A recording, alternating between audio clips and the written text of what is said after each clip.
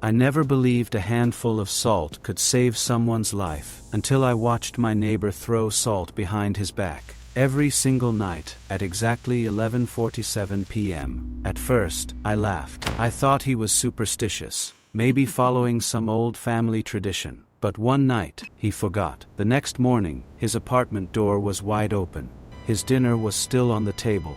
The television was playing static, and there were wet footprints, leading inside the apartment, none leading back out. The police said he disappeared. The landlord blamed depression. But 3 nights later, someone knocked on my door at exactly 11:47 p.m. When I looked through the peephole, there was no one there, only a small pile of salt. This happened in October 2022, when I moved to a cheap apartment building outside Kyoto, Japan. The place was old, very old, wooden hallways, thin walls, rusty elevators that sounded like they would snap any second. Most tenants kept to themselves, except one man, apartment 307. Everyone called him Mr. Tanaka. He was around 60, always polite, always carrying a tiny paper packet in his pocket. One evening, I met him near the elevator. He smiled, then suddenly asked, "Do you stay awake after midnight?" I laughed. "I work online usually." His smile disappeared. "If someone knocks after 11:47 am, he looked directly into my eyes. "Don't answer."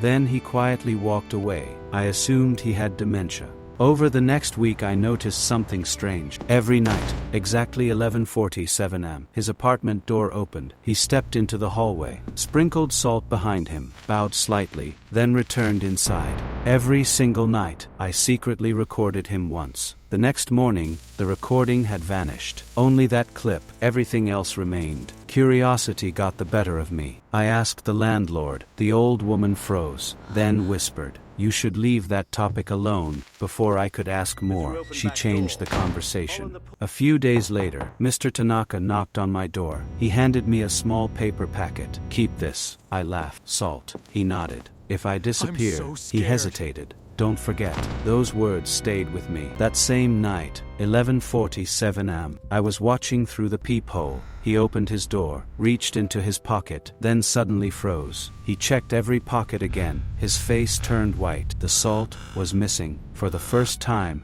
he hadn't brought it. He slowly turned around, looking down the hallway, as if someone stood behind him. I looked through my peephole. Nothing. Absolutely nothing. But Mr. Tanaka whispered, "I'm sorry," then quickly shut his door. At exactly midnight, the entire building lost power.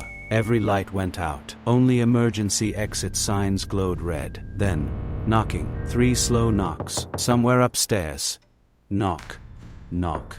Knock. Then another. Closer. Another. Even closer. It sounded like the knocking was moving apartment to apartment, stopping at every door until mine. 3 slow knocks. I held my breath. Then, a woman's voice, soft, almost gentle, opened the door. It sounded exactly like my mother, but my mother had died 5 years earlier. I remembered Mr. Tanaka's warning. "Don't answer." The voice became desperate. "Please.